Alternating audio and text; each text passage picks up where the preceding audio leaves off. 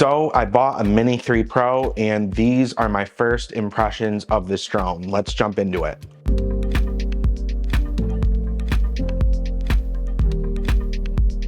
Hey guys, what's going on? My name is Anthony and welcome to Ant's Drone. In today's video, we're taking a look at the DJI Mini 3. So this drone came out over 6 months ago at this point, so I'm definitely pretty late to jump on it, but I figured I'd pick one up and review it and make some videos about it because it looks like a really cool little drone, and I was honestly pretty impressed with some of the specs.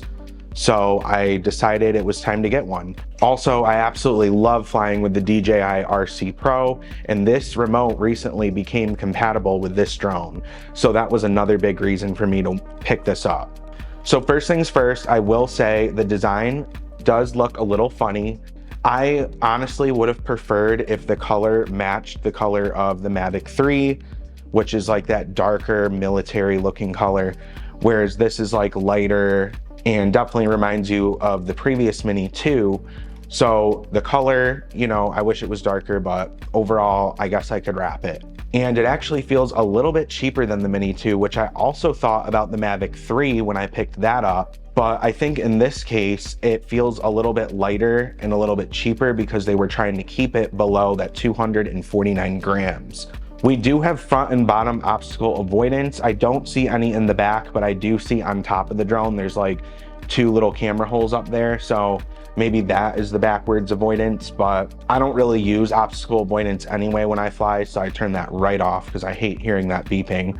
But it is cool that they included some actual obstacle avoidance with this drone. I just can't get over how light this feels. Like even with the battery inside of it, like the battery feels so light. Like this whole thing is just engineered to be as light as possible. And I just took it out flying at sunset. It flies very similar to the Mavic 3, believe it or not. Just the way that it maneuvers and functions, like it just reminded me of the Mavic 3. And I'm using the remote that I fly my Mavic 3 with all the time. So that is, you know, probably contributing to that. But it also takes pretty nice looking photos and pretty nice looking video.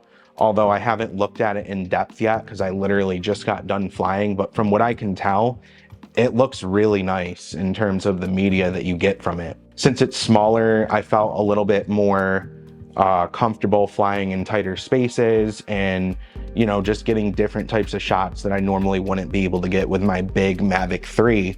I originally picked up the Mini 2 thinking I could use it for some client work, but honestly, it just was too much of a toy to me. It wasn't quite there yet.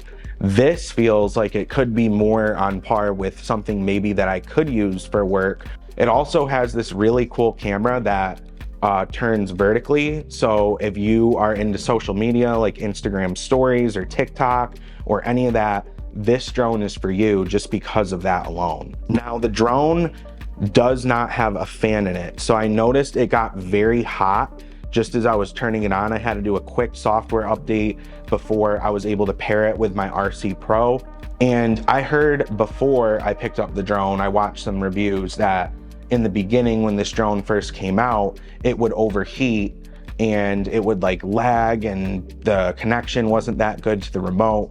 Well, I heard a lot of those issues have been cleared up since this drone came out, which is another reason why it's probably good to hold off on new drones, because even when I got my Mavic 3, there was a whole slew of issues, but they were all worked out with software updates. So no doubt they did that with this too.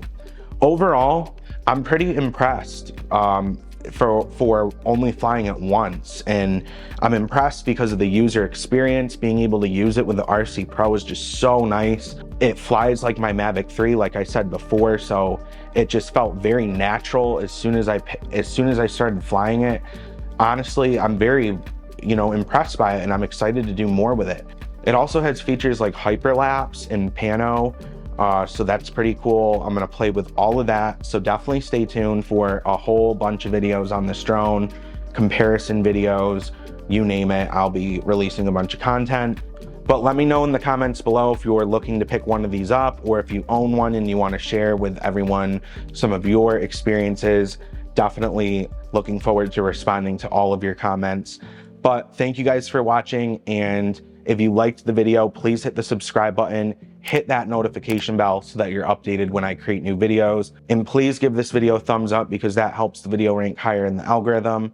But until next time, I'll see you guys in the next video.